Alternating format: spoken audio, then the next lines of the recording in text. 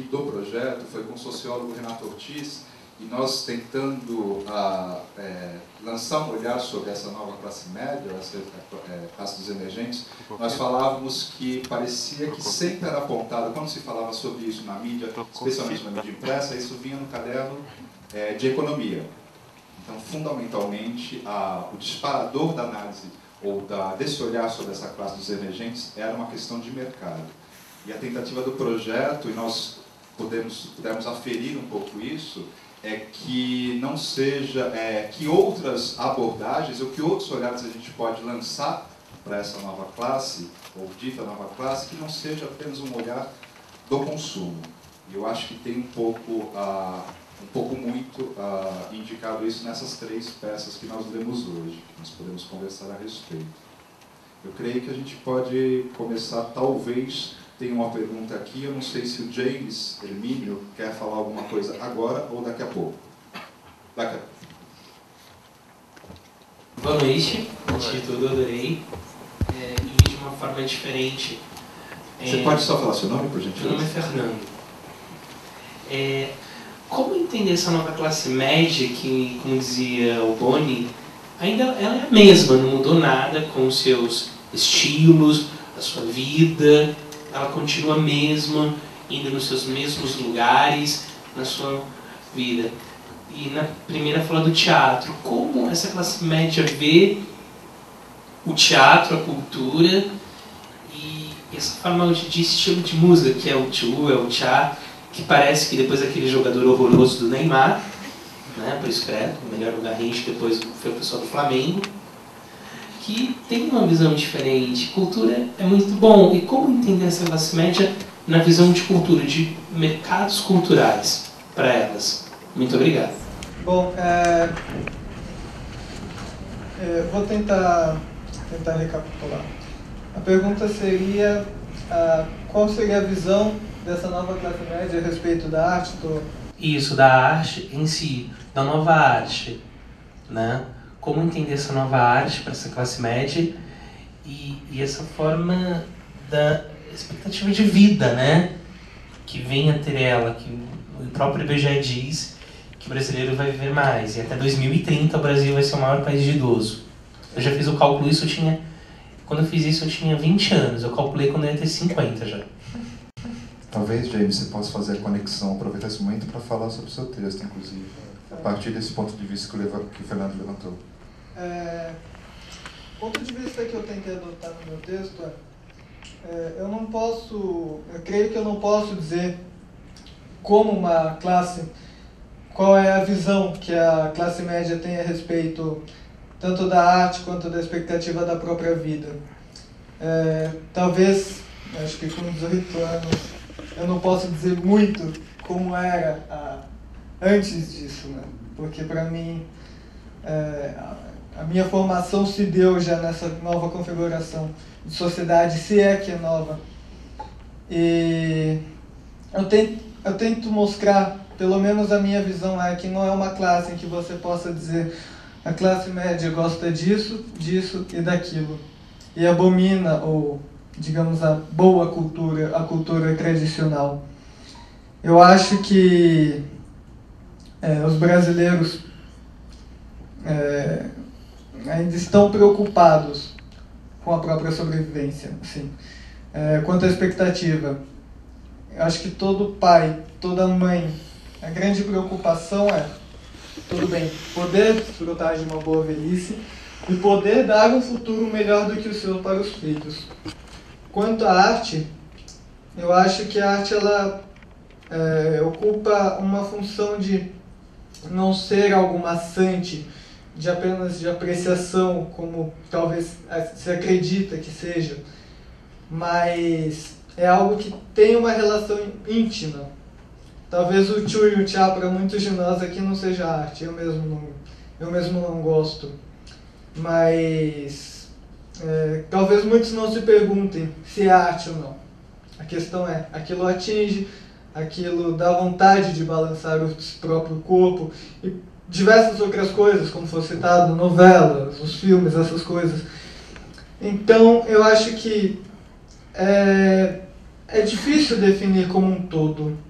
Eu acredito que a classe média, para mim, a grande característica é não ter uma característica bem definida. Está dito isso no texto, inclusive.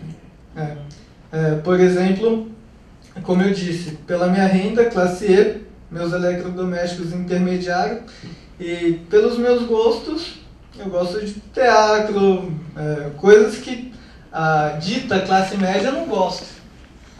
Mas ainda assim, eu compartilho dos mesmos problemas que eles. Eu sou melado pelo suor deles no trem toda manhã, apertado. Então, eu sei que cada pessoa ali, eu acho que tem uma riqueza muito grande. Cada pessoa ali tem uma visão, ou talvez não espere ter uma visão a respeito das coisas. Eu acho que a classe média está vivendo. É um momento de viver, é um momento de experimentar as coisas, é um momento de ter o que os pais não tiveram e dar para os filhos o que eles mesmos não tiveram.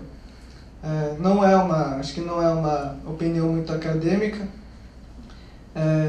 mas acho que é a opinião empírica de um jovem de 18 anos. Posso fazer um complemento, já falando do texto do James, Hermínio?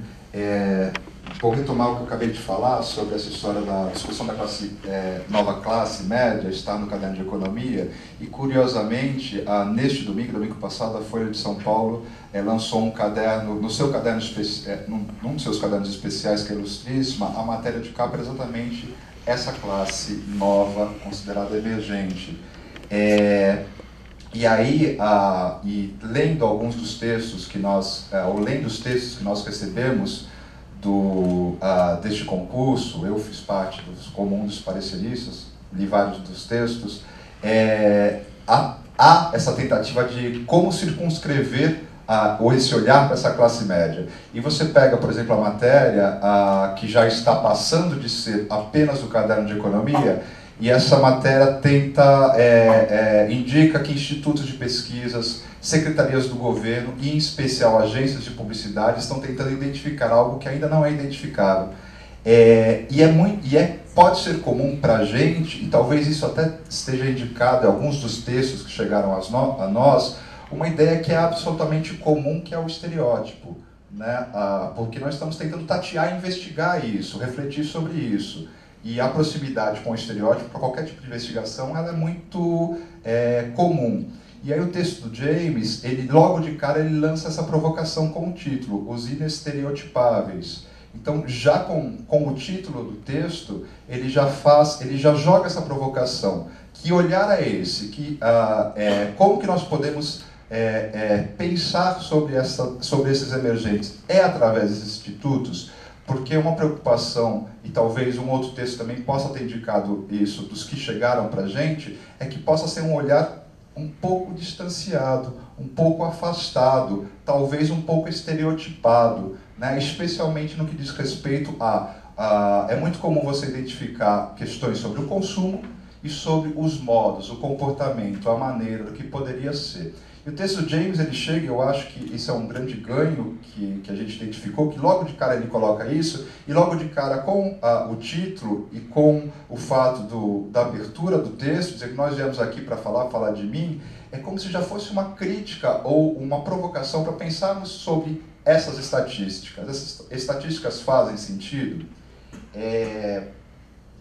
E o que eu acho que o texto do James também, sem fazer propaganda, mas também levando em consideração o que a Folha trouxe esse domingo para discutir, em outro caderno, o caderno principal, ou o primeiro caderno, existe um artigo lá sobre um blogueiro chamado Leandro Machado, novo, em que ele fala, eu sou considerado a partir de agora da classe média emergente. Porém, eu sou considerado porque estão dizendo que eu sou. E o artigo dele é interessante, ele é irônico, como se dissesse, todos estão falando o que eu sou ou o que eu tenho que ser, mas de fato alguém olhou para mim e perguntou quem eu sou. Eu acho que o texto do James ele dialoga com isso, ele brinca com isso. Inclusive tem uma coisa interessante, que como ele alia essa trajetória desse personagem, a trajetória também desse personagem está inserido no meio teatral, que podemos pensar que em alguma medida se trata de ficção. Então eu acho que ele até lança novamente uma proposta de um olhar crítico, dizendo falar sobre essa nova classe média, da maneira como estão falando por aí, será que não é uma ficção? Faz sentido? De que forma que estão abordando? Né? Então, acho que esses são ganhos são coisas que surgem do texto do James que eu acho que são bastante relevantes. Né? E uma outra coisa, só para terminar isso, para falar do texto do James nesse momento.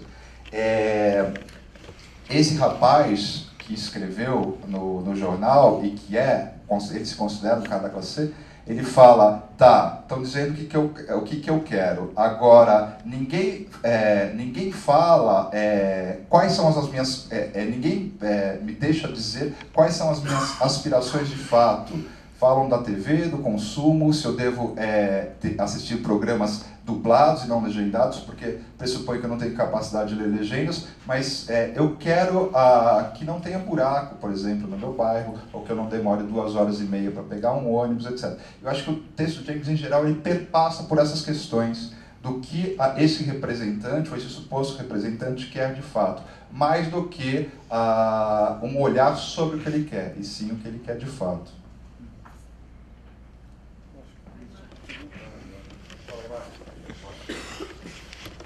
Boa noite, eu sou Aymar Labac, sou dramaturgo. Em primeiro lugar, quero dizer que estou surpreso pela tua idade, James. Queria te dar os parabéns pelo teu texto, me deu um grande prazer de escutar, e te dar as boas-vindas para esse ofício. É uma felicidade saber que ainda tem alguém da sua idade que pensa em escrever para teatro. As pessoas pensam em escrever, mas quando pensa em teatro já não pensa mais em escrever. Bem-vindo e prepare-se que o caminho é duro. Em primeiro lugar, eu queria dizer que quando a Marici falou no início, ela como sempre me provoca. Ela falou, é bom a gente pensar no Brasil, nisso aqui também como um lugar para integrar o Brasil, ou para integrar, eu não lembro exatamente das expressões que você usou, Marici, mas era um pouco isso. Irmanar. Pior ainda. Aí eu fiquei com isso na cabeça enquanto escutava. Eu não posso fugir da minha identidade, quer dizer, eu sou um paulistano de 51 anos, com a idade que eu tenho, com a vida que eu tenho, e escutando os três textos, eu só identifiquei aquilo que eu, no meu preconceito, entendo como Brasil no último texto. Um pouco óbvio pelo sotaque, na primeira leitura, mas depois pensando um pouco, porque tinha elementos de um teatro, de uma arte que eu reconheço como brasileira, por causa do uso da farsa, por causa da abertura para fantasia ou para religião, como você quiser, para uma simbologia, para um mundo simbólico que eu reconheço como da cultura brasileira, mas principalmente porque é um teatro que eu reconheço como brasileiro. Não estou dizendo que os outros são estrangeiros, mas se você tirar o tema, o que o James escreveu, o que o Flávio escreveu, poderiam ter sido escritos na Europa, como forma. E aí vem a primeira pergunta que eu queria te fazer, James. Que modelo de teatro você tem? Quer dizer, aos 18 anos, que teatro você viu, que teatro você leu e que teatro te levou a escrever isso? Eu já faço a outra pergunta para não ter que falar depois. Você me desculpa a particularidade da pergunta, mas você é um autor jovem negro. Seu personagem, que eu suponho não seja autobiográfico, por mais que você utilize sua experiência, se diz logo numa das primeiras falas, eu sou um jovem negro. E de repente eu vi um ator branco, num público basicamente branco, numa plateia de brancos, escutando esse discurso.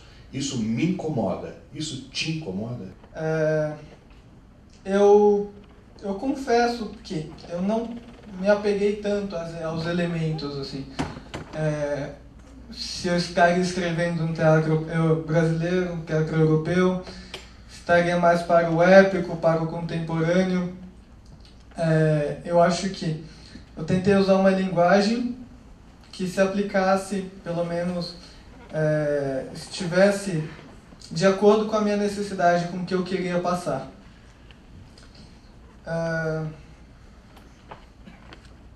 Quanto e concluindo, eu não me propus a escrever um teatro contemporâneo. Na verdade, eu escrevi sem me perguntar depois o que será que eu estou fazendo, se é um teatro contemporâneo, como que eu vou encaixar este texto. tanto é porque eu sou muito inexperiente. E eu confesso isso. A segunda pergunta, não me incomoda ter escrito aquilo, ter sido ensinado por uma pessoa branca para uma plateia branca. Eu realmente trouxe muitos elementos da minha vida para o teatro e, infelizmente, eu percebo que nós estamos fugindo muitas vezes a uma discussão séria, que são as questões, por exemplo, do racismo, a questão da opressão de mulheres, a questão da desigualdade econômica no nosso país. Quando eu começo um texto falando que poderia ser a história de um negro pobre que poderia ser bandido, é uma coisa que para nós já é algo aceitável. E eu falo para mim mesmo, que moro na periferia e tenho amigos negros, pobres, e que muitos deles se tornaram drogados. A questão é, nós como brasileiros, nós temos escolhas, independentes de sermos negros ou brancos. A grande questão é, será que as pessoas que estão marginalizadas e que muitas vezes nós mesmos marginalizamos, será que elas tiveram uma escolha? Eu tive a minha escolha. Agora, quando nós estamos andando na rua, e eu falo porque isso acontece comigo, e tememos uma pessoa só porque ela é negra, é mal vestida e é pobre, será que nós estamos dando uma escolha para ela? Estamos dando o direito da pessoa escolher quem ela é? Será que nós não fabricamos o que a pessoa é? Espero que não tenha agredido ao senso, aos valores de ninguém, não era a minha intenção. Mas acho que isso é um tema para ser refletido. E acho que é um tema que deve ser levado ao teatro.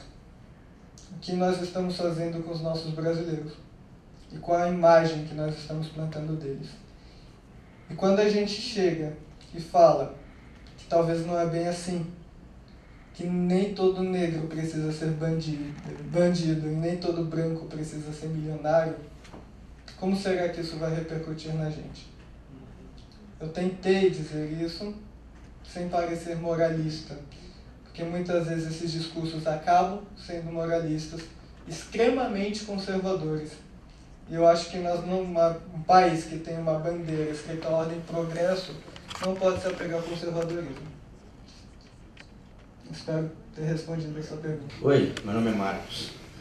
Sobre a segunda peça, né? Eu achei interessante, até complementando um pouco o que foi dito já, é que essa classe emergente, ela não, como poderia dizer, ela não se autoavalia, ela simplesmente, se tem acesso a mais coisas, curte o que tem. E foi colocado, eu acho que um senão que eu gostaria de colocar da segunda parte, as pessoas se avaliando, agora que nós podemos fazer isso. E eu não vejo essa classe emergente fazendo autocrítica de o que eu posso e o que eu não posso agora. E sim, o que tem mais de acesso, usar e usufruir como ninguém faz.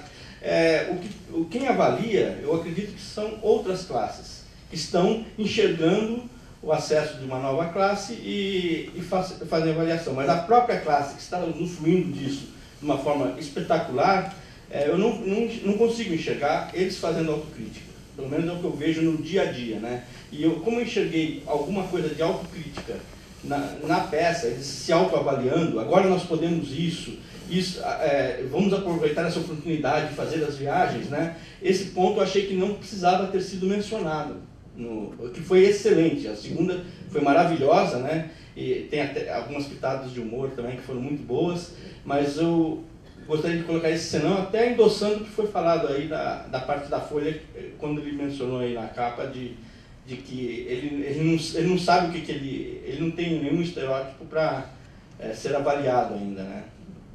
É isso. Acho que foi mais uma constatação, não sei se ficou uma pergunta aí, nessa colocação. É Marco? Marcos. Marcos. Eu também não sei responder, mas vou tentar refletir junto com você. Sobre isso, sobre este desejo de consumo, que isso é apontado a... volto a dizer o que eu disse no começo, o quanto este olhar é um olhar externo a essa classe que você, ou a classe, ou as pessoas que são consideradas emergentes, que você mesmo diz que não estão preocupados com esse olhar. O que talvez eu ache sobre o segundo texto, e essa ideia do consumo, e que tipo de consumo, são até alguns motivos até se repetem. Quer dizer, ir para Buenos Aires, comprar uma TV de plasma, ter um iPhone, até porque nós somos bombardeados com essas ideias. Agora, a impressão que eu tenho sobre esse texto é que ele não deixa de trazer isso, ele traz, mas para mim, pelo menos, ao mesmo tempo, ele imediatamente lança uma ironia sobre isso. Óbvio, é um texto cômico, então esta comicidade ela já provoca um grau de ironia sobre o que está sendo dito. De qualquer forma, quando ele fala esses desejos de consumo que vêm através da Leiana, ao mesmo tempo pela fala, sem ser uma fala necessariamente reflexiva, o personagem simplesmente fala, Darley, né? Ele imediatamente é como se a fala seguinte a essa fala do sonho de consumo é como se ele já desconfiasse disso. Ele já se interpõe a esse desejo. Não, lá Miami é para sacoleiros, né? A viagem a gente pensa o ano que vem. Agora estamos envolvidos com outras coisas. Então, eu não sei, talvez o autor ele tenha articulado os diálogos de uma forma que sempre que é citado isso, vem um comentário, ou vem uma resposta, ou vem uma réplica sobre este desejo que imediatamente já desloca um pouquinho esse desejo anterior, dito pelo personagem. Tem essa impressão. E uma coisa que eu acho legal também no texto, uma das coisas que eu acho legais, uma das...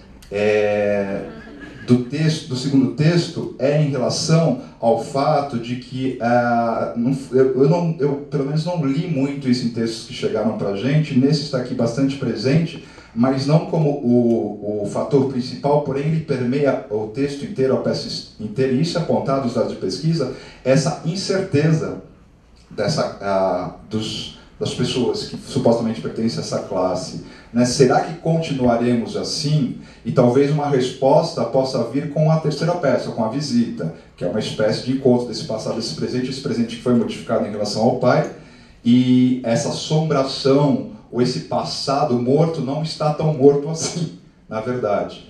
E aí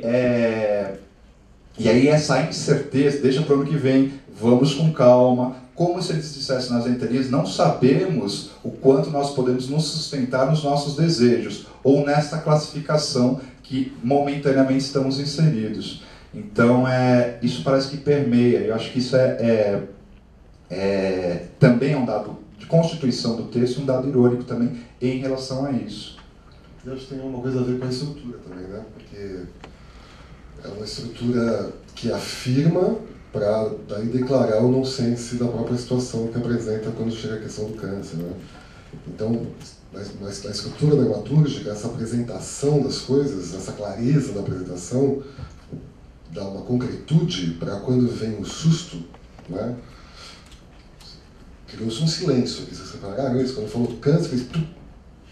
A palavra é forte, né? Como ele brinca com a palavra, tanto quanto o aí se discute naturalmente sobre esse tema, né? Dá um nonsense muito interessante, que se sustenta até o final da peça, né? Eu queria falar um pouquinho das estruturas dramatúrgicas, porque me parece que é a nossa parte, né? A gente está discutindo bastante o tema, e o tema é bastante complexo e inestereotipável, né? Mas uma coisa que foi muito legal quando a gente pegou os textos, da parte de como fazer a leitura, foi a clareza das proposições dos autores. Sabe, as estruturas dramatúrgicas desses três textos, elas são muito claras. Não é? Um teatro bem narrativo, não é? de que influência seja, não é? Nacional ou não, mas ele é claro, a proposta é clara, o autor faz toda a trajetória do texto com muita pertinência a partir da escolha de linguagem que ele fez. Ele não quebra isso, ele brinca com isso, revela até um certo, uma certa carpintaria nisso, até para os seus 18 anos, achei bem legal. O segundo autor traz essa realidade bastante clara, né, bastante concreta e quebra com o certo nonsense. Não é? E é uma riqueza de diálogo, foi uma coisa que a gente até conversou no segundo texto. Os autores de primeira iam falando no texto, as intenções já iam aparecendo quase numa primeira leitura. Isso significa que o diálogo é bem elaborado. É bem habilidoso. Bem habilidoso, um diálogo que esclarece a figura humana. Isso é muito legal. E isso é um autor que tem que ter um certo traquejo. Através das palavras você entender o indivíduo, você vê a caracterização do indivíduo. Não é? E o terceiro texto é quase uma comédia de costumes, assim, né? com essas pitadas farsescas, né? O texto que gera um grande divertimento, não é? Que quase que esconde o tema, né? Emergentes, e coloca o foco nessa questão da assombração, né? Como quase um truque, como um golpe cênico, né? Que é muito legal também, ou seja, são textos de autores que estão aí escrevendo os seus pelo Brasil afora, né? E que estão tendo clareza de proposição, né? E acho isso um ótimo sinal para o projeto e para a dramaturgia de maneira geral. Acho que começamos bem, viu, Marici? Acho que começamos bem. Acho que essas peças, elas dão caldo, assim, sabe? Elas são curtas, ok? Mas são autores que me parece que conseguem, que apontam, né? Uma capacidade de grande desenvolvimento nos seus fazeres, assim. Só um complemento muito rápido da pergunta do Marcos, porque eu também acho que é muito habilidoso, por exemplo, falando do texto 2, que ele levou essa questão do consumo, ele já faz esse nonsense, essa ironia ao consumo, que é qual é o objeto de consumo maior e mais precioso nesse momento? Um câncer. Então, já vem diretamente, claramente, objetivamente, ele já coloca essa ironia crítica. Esse objeto máximo de consumo, e aí está uma crítica, é exatamente o que pode igualá-la àqueles que não tiveram a oportunidade de desejar esse consumo, por exemplo. Eu só preciso e gostaria de levantar uma pergunta aqui do Twitter, que estamos diretamente aqui, inclusive com câmera, com a transmissão direta, e é uma pergunta do Márcio Gonçalves, e ele pergunta se o James Hermínio é o autor de um texto publicado na Folha sobre a classe média. Eu não sei, mas eu imagino que seja o texto do Leandro Machado, e o Leandro Machado tem 23 anos, o James tem 18, então não são a mesma pessoa. Mais alguma pergunta? Oi, boa noite. Eu queria perguntar Oi, tudo bom, James? Eu queria perguntar para ti, assim, da questão mesmo prática. Tu és muito jovem, eu não sei se tu estás em alguma escola, e eu queria saber como é o teu método, assim, por uma questão de curiosidade mesmo, porque hoje em dia todo mundo busca essa educação formal para tudo, nessa questão artística, o que é muito válido. E outra coisa essa tua consciência te dói? Te pesa? Bom,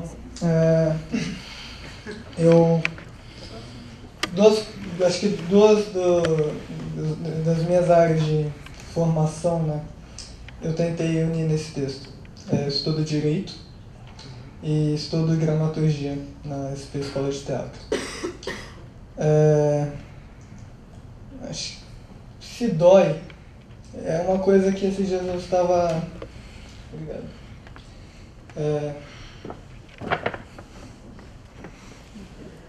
Desculpa. Bom, tem um livro que eu gosto bastante, o livro de Eclesiastes, que às vezes diz que a causa do sofrimento é pensar demais. Mais ou menos isso. Eu acho que talvez fosse mais fácil se eu tivesse realmente mergulhado nesse estereótipo que dizem da classe média, que não reflete, que não pensa na própria vida, ou que trabalha no empreguinho de R$700 e gasta uma boa parte do dinheiro num tênis parcelado. Talvez fosse mais fácil Mas é uma coisa que eu sempre falo e meus pais me ensinaram assim, estão aqui presentes. Eu não nasci para o aqui e o agora. Eles não puderam me dar tudo o que eu queria. E é um trecho realmente, uma brincadeira que eu fazia. Realmente eu comecei a gostar de livros quando eu vi que brinquedo era muito caro. Mas não tô tentando dramatizar, acho que dou graças a Deus por isso, viu? Dói quando eu começo a observar a quantidade de injustiça que está à minha volta. E dói a partir do momento em que eu me coloco no meu lugar, eu sei que realmente não dá para fazer grande coisa para mudar isso. Mas talvez o que alivia a dor, eu acho que é a esperança, assim.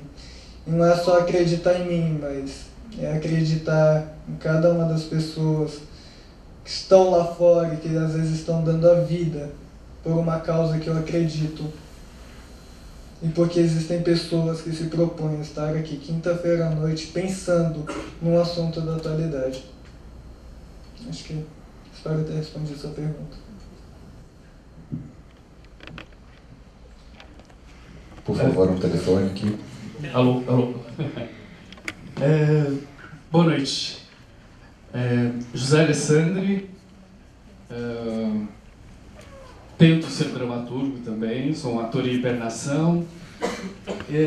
James, em primeiro lugar, parabéns.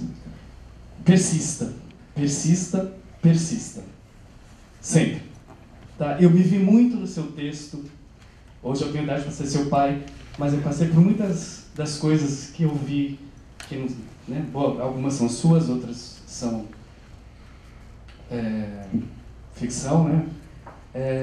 E engraçado que me vi também no terceiro texto, que a minha mãe é do Pará, e essa linguagem é muito legal ver textos vindos de outros locais, não porque sejam outros mundos, é o mesmo Brasil, mas tem essas referências que a gente não percebe porque não está na TV, porque não está no rádio, né? Essa linguagem, os termos, várias expressões que enriquecem a gente, e que são Brasil, e que são teatro. Tem muito teatro no norte, né? Tem muito teatro no nordeste, a gente não tem acesso aqui, não chega aqui, falta estímulo, né, para isso.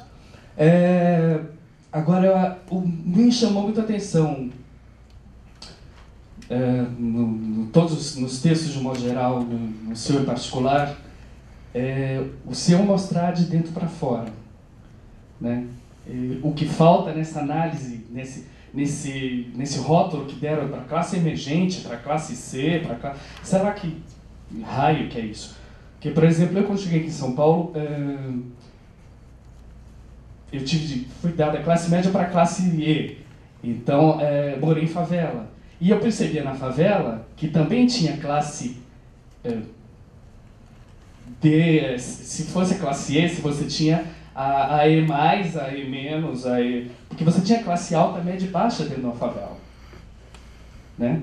Representações proporcionais dessas classes dentro de uma favela, por exemplo. E isso existe até hoje. Né? Dentro de uma favela, por exemplo, você tem aquele fulano que tem, hoje em dia, que tem o seu celular, quase todos os brasileiros têm, aliás, tem mais celular do que brasileiros no país já, né? Então, você tem todo mundo na favela tem celular, mas você tem os que não tem ainda. Você tem os que têm um micro-ondas e os que não têm nem um bujão de gás.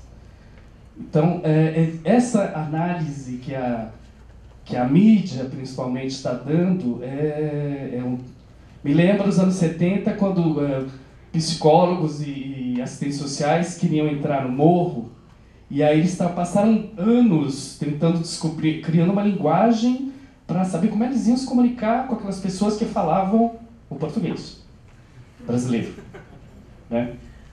Subir, entrar logo e conversar com as pessoas, não. Ouvir as pessoas, não. A mídia ainda não está ouvindo. Teve 2 semanas atrás, coincidentemente, quando começou a inscrição aqui com esse tema, o programa A Liga da Bandeirantes, que eu acho um programa interessante porque ele dá voz diretamente para as pessoas, para para quem é escolhido, foi sobre a tal da classe C. E eles foram em trocentos bairros aqui de São Paulo, do Rio, e deixaram essas pessoas falar.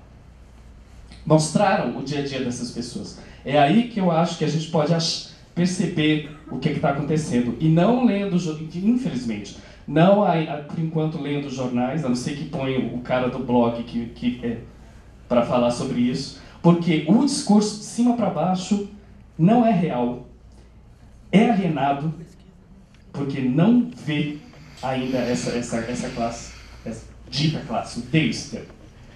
Essas pessoas que são muito diferenciadas também, não dá para eu falar, é assim, né? Não dá para analisar só pelo consumo material, nem cultural, porque quando a pessoa tem acesso de qualquer nível educacional, material, econômico, ela gosta do que ela tem acesso, do que ela consegue. Eu morava na favela, eu também tive uma mãe que me falava, leia, filho. Eu pegava qualquer coisa, eu lia fotonovela. Caía na minha mãe, eu lia. Um dia caiu um livro do Henry Miller, minha mãe olhou para... Quando ela começou a ler, ela falou, o que é isso? Né? Caiu na minha mão, eu estava lendo. E aí eu descobri que existia teatro. E fui atrás do teatro. Aos 15 anos, eu saía lá da periferia de Santo Amaro, ela conseguiu com ingresso para mim, eu fui ver Romeu e Julieta, montagem do Shakespeare aqui do Antunes, né? Então, eu não vou nem perguntar nada, eu só vou falar isso para você. Persista, bicho. Persista.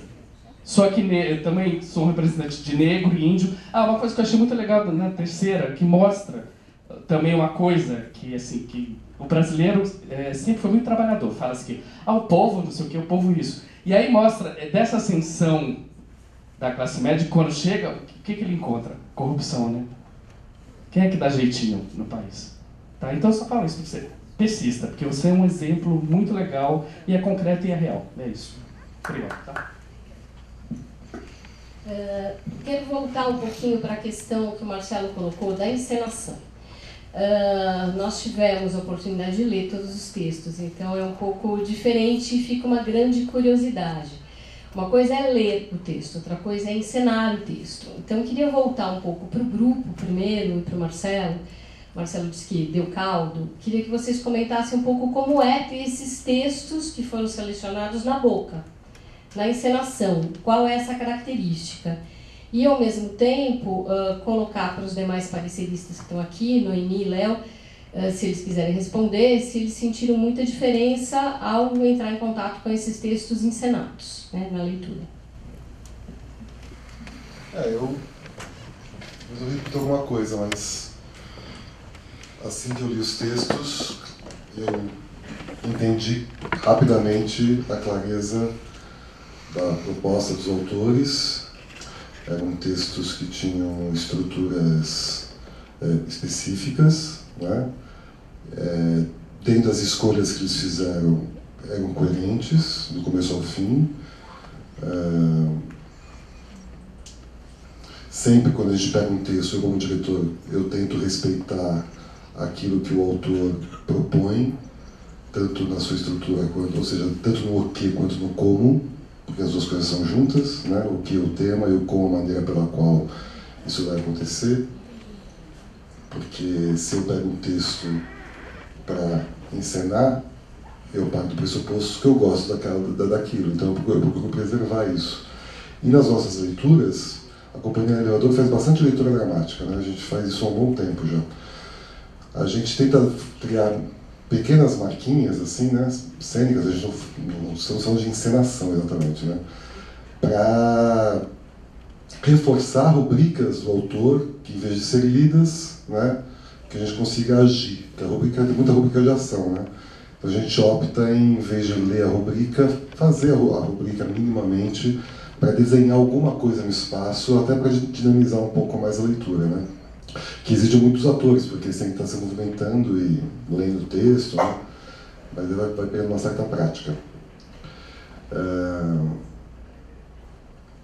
E acho que essa clareza da proposta dos autores fez com que os atores, acho que eles podem falar um pouco, rapidamente também entendessem o universo dessas figuras humanas retratadas por cada um deles. São textos curtos, eles não têm um nível de exigência de uma complexidade enorme, até não teria como, né, pelo tamanho do texto, mas a descrição dos personagens, a circunstância dada, né, o desenvolvimento dessa circunstância, alguma pequena peripécia, isso ficava muito evidenciado. Os atores também rapidamente entendiam isso. Por isso eu acho que a curadoria escolheu bem esses 3 textos primeiros, me parecem muito pertinentes, porque abrangem setores, né, do teatro, assim, maneiras de fazer específicas do teatro. Assim. Já tem um panorama nessas 3 primeiras. Vão ter mais 3 na semana que vem, no quesito linguagem, não só no quesito tema, no quesito linguagem já tem um panorama colocado aqui. E me parece um panorama pertinente, rico, independente se ele é nacional ou se ele não é. Eu acho, para a gente foi muito interessante entrar em contato com isso, porque, em primeiríssima instância, é dramaturgia brasileira. São pessoas que estão pensando isso agora. E a gente tem os moldes clássicos, abre aspas, e a gente busca sempre aprender com os clássicos e muitas vezes não tem a oportunidade de olhar o que está sendo produzido agora. Então, quando nós nos deparamos com isso, a primeira coisa foi que a gente falou, pô, coisa boa, porque eram 3 textos com essa clareza mesmo. Foi muito rico, porque a gente leu, entendemos rapidamente as estruturas, é isso que o Mato está falando, né? E fomos para cima, porque não tem muito o que pensar, tem que fazer, né? O nosso ofício é o fazer, eles vão pensar. Né? Vocês pensam, a gente faz. E isso, e ver como é interessante, como as palavras escolhidas por esses autores, elas rapidamente ganharam boca, elas ganharam corpo, né? Sem nenhum tipo de maniqueísmo ou preciso dessa formalidade. Acho que talvez pelo tema ser tão próximo nosso, né? Vivemos isso diariamente, mas a escolha dessas palavras, eu acho que elas foram muito precisas para este momento. E como atores, como ator, nesse sentido é muito bom saber que tem gente que tem essa carpintaria e que nos dá esse prazer de dizer palavras. Quero perguntar se a Noemi Marinho ou o Leonardo Cortes, que fizeram parte da equipe de leitores, analistas, pareceristas, querem falar a respeito.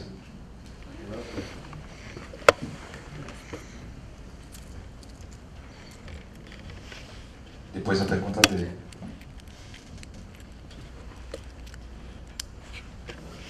Boa noite a todos. Respondendo a pergunta da Sônia diretamente, eu acho que esse foi um critério mesmo que a gente usou quando a gente conversou sobre como a gente faria esses pareceres. A gente estava sempre... Um dos critérios que a gente apontou foi justamente esse, assim, os textos funcionam na cena, os textos são teatrais na sua essência, na medida em que eles podem ser encenados, na medida em que eles não se apoiam na teoria ou na intelectualidade, simplesmente do dramaturgo e tal. E eu acho que foi uma grata surpresa, assim, perceber que a maior parte dos textos se revelou escrito por pessoas que de fato estão envolvidas com a linguagem teatral de uma maneira ou de outra, assim, né? A gente, dentro da trajetória das pessoas que se propõem a escrever dramaturgia, a gente percebe diversas formações. O cara era jornalista, virou dramaturgo, o cara era escritor, virou dramaturgo. E é bom quando a gente vê um cara que tem um vínculo com a linguagem teatral e justamente por conta disso coloca no seu trabalho como dramaturgo elementos da encenação teatral que mostram que ele está envolvido ali, né? Que ele está fundamentalmente apaixonado pelo teatro como veículo de expressão. Então eu senti isso nos textos que a gente recebeu, assim, pessoas que uma vez apaixonadas pelo teatro querem fazer do teatro veículo para escancarar e falar sobre as suas inquietações, né? Você está no centro da roda hoje porque eu acho que o dramaturgo, além de você ser muito jovem e ter cativado a todos nós pela sua consciência, pela sua inteligência, eu acho que é a encarnação de uma teoria muito importante, assim, que acho que a gente tem que ressaltar nesta noite de hoje, onde a gente celebra a dramaturgia urgente, que é a figura do dramaturgo, a urgência que o Brasil tem de bons dramaturgos. A gente precisa de bons dramaturgos, a gente precisa de pessoas que se utilizem do teatro para refletir sobre a nossa sociedade, para falar sobre a nossa... Porque a gente não está conseguindo entender, entendeu? A gente não consegue entender. Está difícil entender a vida. Está difícil entender o Brasil hoje em dia. Está difícil entender quem é o inimigo. Né? Antigamente o inimigo estava muito claro, era todo militar, agora todo mundo fala, tem gente falando que o inimigo é a mídia, tem gente falando que o inimigo é a Folha, tem gente que o inimigo é a Veja, o inimigo é o supermercado, são os bens de consumo. Está difícil entender a sociedade. Então, quando pinta um dramaturgo aí na cena, a gente quer saber de você. E aí, o que você acha? Por quê? Porque a gente está querendo entender também o mundo, entendeu? Então, me parece cada vez mais importante que o dramaturgo seja um cara que estude, que reflita, que entenda, que leia, que perceba o Brasil e que, apropriado do amor que ele tem pelo teatro, consiga fazer com que todas essas coisas surjam na cena para que a gente tenha clareza, meu Deus. Para que a gente tenha clareza.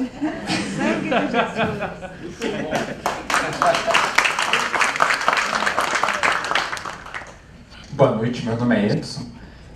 Eu também queria fazer só uma divagação. Por fim, eu não tenho nenhuma pergunta, mas eu também sou filho dessa classe C emergente, então, obviamente, queria parabenizar o diretor, os atores, foi muito claro e a escolha desses 3 textos realmente foi acima da média e gerou todo esse entusiasmo aqui no público, né? Eu queria dividir uma experiência aqui que há 20 anos atrás, né, quando você se discutiu o impeachment do Collor, acho que muita gente vai lembrar disso aqui, né? Impeachment errado, maldito. Obrigado pela contribuição. Muita gente debatia sobre a geração X, não sei se vocês lembram disso, né? E se debatia muito. Então se cunhou esse termo geração X e criou todo um mercado, e depois essa geração X desapareceu, porque o mercado já estava institucionalizado, todo mundo tinha ganho dinheiro e tal. Porque eu acredito, fazendo só mais um paralelo, hoje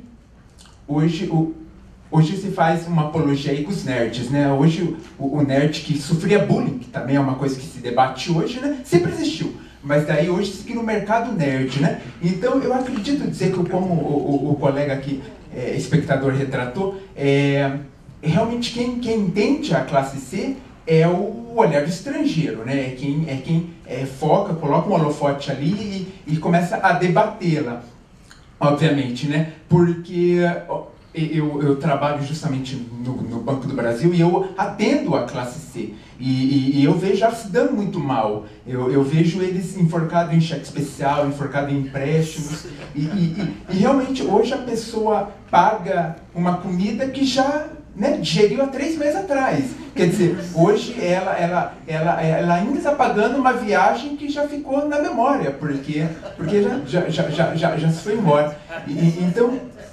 Então, obviamente, eu vejo isso, e eu vejo isso muito negativamente, mas eu acredito realmente que a mídia é todo esse monstro, a lex mercatória, as leis do mercado ditam mesmo. Então hoje o foco é a classe C, porque está dando dinheiro. Existe um debate econômico muito perene nisso, foi a classe C que aqueceu a economia, senão a gente estaria em recessão, obviamente. Então ela é a mola. Quando ela se esgotar, porque tudo se esgota, ela vai ser esquecida, ela vai voltar para a senzala das mídias todas, da novela da Globo toda, e a gente, obviamente, fica aí. Mas eu celebro também, fiquei, como muita gente ficou entusiasmado aí com o James, eu celebro também esse zeitgeist, esse poder que ele teve de ler esse fantasma do tempo, desse tempo que a gente vive. Que quem está salvando a gente, economicamente falando, eu sei que pode ser polêmico, tenho certeza que tem gente que não concorda, mas eu estudo economia e sabemos, conseguimos ver isso. E esse é o momento da classe C, porque é ela que está dando dinheiro. Então, opa, foca, coloca ela na novela e tudo mais, porque é o mercado é esse agora. E, obviamente, não sabemos do futuro, mas vão inventar outra coisa, tá? Vão inventar outra coisa, a gente colapsa socialmente, que eu duvido que aconteça. Obrigado. Só acrescentando um dado estatístico, que é o que a gente sempre, na verdade, tem um certo temor, mas os dados de estudo de pesquisa, muitas vezes o estudo de pesquisa serve para isso, né, para ver que tipo de mercado consumidor que emerge, São 40 milhões de pessoas que saíram da classe C, D e E e migraram, em teoria, estatisticamente, para a classe C. Então, quer dizer, praticamente 25% da população brasileira. Então, salta aos olhos por todos os aspectos, inclusive olhares políticos e ideológicos sobre isso. E outra coisa que eu ia falar, eu esqueci, mas daqui a pouco eu lembro. Boa noite. Meu nome é Gessé. Tá? Primeiro, eu gostaria de agradecer. Eu mandei um texto, recebi um parecer excelente, fiquei muito feliz. Tá? Estou muito feliz de estar participando. Participei do primeiro debate lá e eu queria repetir aqui para o pessoal do teatro uma pergunta que foi feita para o sociólogo, né, que deu a palestra. Quer dizer, o teatro, hoje, seria interessante, pelo menos uma parte, adequar justamente para essa nova classe que está surgindo, porque o teatro é meio elitizado, né? Assim, ainda é. Apesar de hoje a gente ver muitas comédias, umas coisas mais leves, né? Na televisão a gente já vê, já se adequaram, né? Quer dizer, a minha pergunta seria interessante para os dramaturgos, de uma certa maneira, não adequar, não estou dizendo diminuir a qualidade dos textos, mas justamente isso que vocês estão fazendo, quer dizer, coisas mais contemporâneas, tá? Para o Lázaro e para os atores aí também. Exato. Essa pergunta é complexa, né? Nossa. Ela tem muitos pressupostos, e esses pressupostos eles podem ser desenvolvidos de maneiras muito diversas, né? E aí, eu acho que é que nem o tema, assim, não tem muito como afirmar categoricamente. Eu acho que o teatro sempre visa algum tipo de comunicação. Então,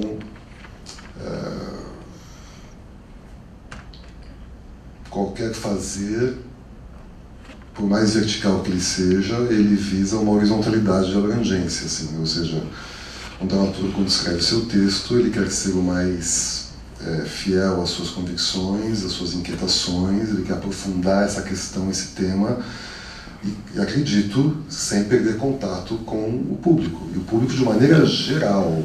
Setorizar o público, eu particularmente, sempre desconfiei um pouco, assim. Eu acho que a arte não se setoriza. Eu tive, uma vez, fiz uma peça muito complexa, como ator, do Goethe, muito complexa, muito difícil, e a gente apresentou essa peça na periferia de São Paulo, e a melhor reação que a gente teve dessa peça, que é quase um tratado filosófico em cada fala dos personagens, a melhor reação que a gente teve, receptividade, foi na periferia de São Paulo, não foi aqui no Centro Cultural São Paulo, que a gente teve em cartaz também, uma classe, né, frequentadora de teatro. As pessoas, a devolutiva das pessoas era muito mais interessante, porque eu acho isso mesmo, eu acho que a obra de arte, ela é para todos, independente de classe, cor, credo. Se a gente setoriza no fazer, se eu, sabe assim, público-alvo é pensamento de publicidade. Eu acho que qualquer tipo de adequação, ela pode ser um pouco perigosa, né? Eu acho que o artista tem que ser genuíno consigo, né? Se ele for, ele vai tocar você, vai tocar o outro, aquele outro, e mais um, né? Porque o que interessa mesmo são os problemas humanos, e os problemas humanos todos temos. Todos temos. Independente de qualquer classe. Cada classe tem algumas especificidades, mas eu não acho que a dramaturgia deva se setorizar para contemplar. Eu acho que o artista tem que criar a sua obra, não é? E aí, a partir do diálogo, da fricção, vai sair alguma coisa. E acho que é uma reflexão mais abrangente, menos específica, porque essa especificidade ela pode ser condutora de coisas perversas, do meu ponto de vista. Talvez a gente, endossando completamente o que o Marcelo falou, mas talvez a gente possa incorrer nesse mesmo risco que a gente está apontando aqui, de ter um olhar externo, classificar um público de alguma maneira, e que talvez não faça tanto sentido, que é exatamente o que nós estamos propondo a repensar sobre isso, né? Como o Marcelo disse, muitos órgãos ou organismos ou instituições ou agências procuram fazer esse tipo de trabalho, mas a gente sabe qual que é o intuito fundamental disso. Vê-los como mercado. Gente, eu estou aqui e sou Marici, quero agradecer a presença de vocês, a presença do Marcelo com a equipe, a presença do Alessandro Toller, do James Hermínio, nossa aposta, né, James? A dramaturgia vive, sim, um momento extremamente auspicioso, ao mesmo tempo o que falta são espaços e modelos não, mas projetos geradores de proposições novas, de pensamentos novos, de possibilidades novas, de testes, de experimentações, e acho que o Dramaturgias Urgentes ele vem cumprir um pouco esse propósito, essa finalidade. Com a Aymar a gente poderia fazer um dia um debate, Aymar, sobre formas brasileiras dramatúrgicas, que eu teria alguma coisa para dizer também, exatamente contra o que você falou ou pensa. Acho que ser brasileiro está para além de ser brasileiro, né? A gente é do mundo, as formas são muitas. A cada conteúdo corresponde uma forma. Isso seria talvez uma discussão para um dia, quem sabe.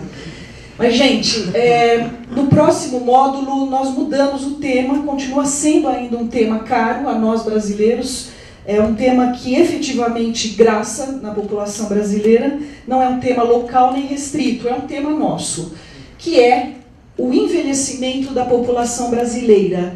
E aí trabalhamos com 2 pontos. Melhor idade? Este é o nosso tema, ele já vai para o Twitter, já vai para o site, porque as pessoas que não estão aqui vão ter a chance de começar a pensar no tema. É muito importante realmente pensar no tema, porque uma das ideias que vieram hoje à baila é como ir para além do estereótipo, como voltar a trabalhar no teatro as relações humanas. Voltar não, mas priorizar talvez a ideia de relações humanas, né? de humanidade, para personagens ou para figuras cênicas que possam debater e dialogar sobre esse tema que para nós hoje é um tema caro em todos os setores, né?